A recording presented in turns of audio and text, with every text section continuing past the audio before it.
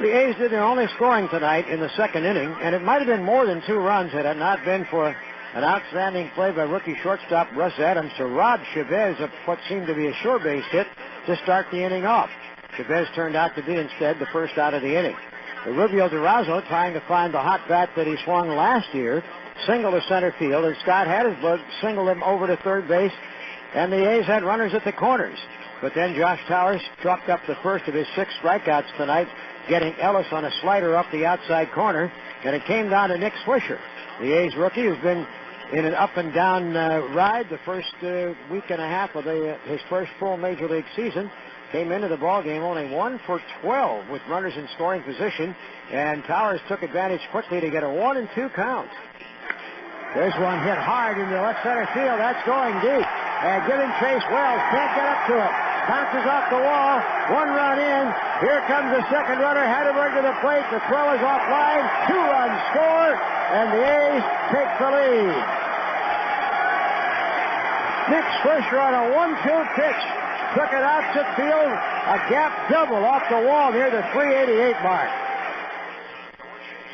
And it looked like Towers was going to be vulnerable in the third inning when Kotze singled and Thomas walked to start the inning.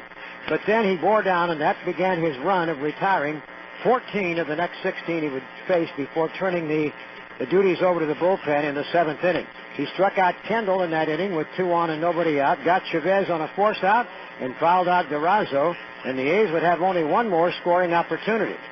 Actually, as Herron started the night, he was a picture of efficiency, retiring the first 6 men he faced.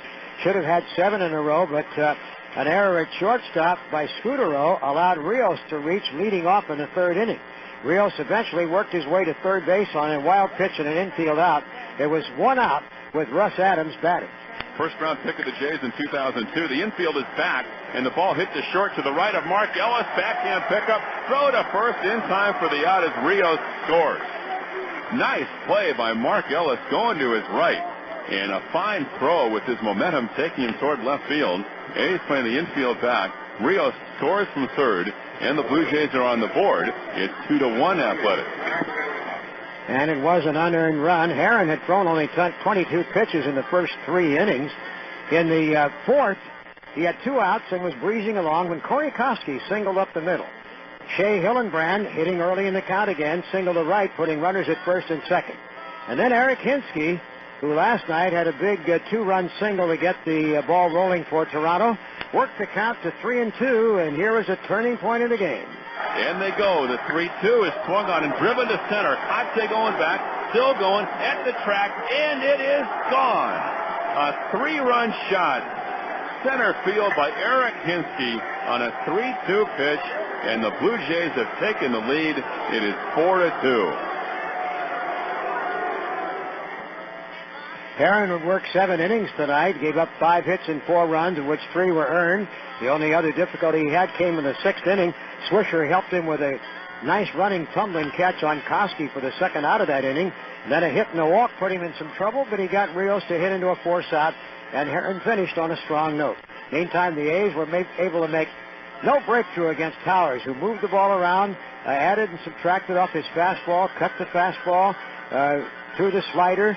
Just had a nice rhythm going, and the A's really couldn't put together anything significant until their 7th inning. And then with 2 out, Scudero singled to right field. And that brought the call for rookie Brandon League out of the bullpen. Kotze followed with a single, sending Scudero to second, and the fans anticipated this might just be the time that the A's would break through. And Charles Thomas did his best. Third base side of the slab, the pitch.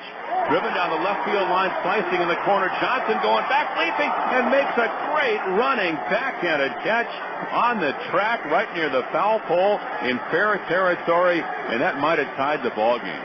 Great running backhanded catch by Reed Johnson, and the A's leave 2. And after 7, it is 4-2 Toronto.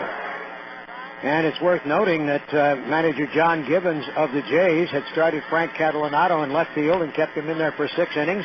And he put Johnson in to start the 7th inning on defense and got an immediate payoff. The rest of the night, well, there just wasn't much in the way of threats for the Athletics. until the ninth inning when they got a leadoff walk. But by that time, they were looking at a 5-2 deficit because Justin Dukeshire, with 2 out, nobody on in the ninth inning, made a pitch that Greg Zahn took a liking to. Long drive, way back into right field. That is headed for the seats and gone. An insurance run delivered by Greg Zahn on a 3-1 pitch, blasted for his second home run of the year. The other was a grand slam last week. You get to 3 balls and things can happen. The 3-2 count on Hinsky. Back in the fourth, a groove fastball sent out of the yard.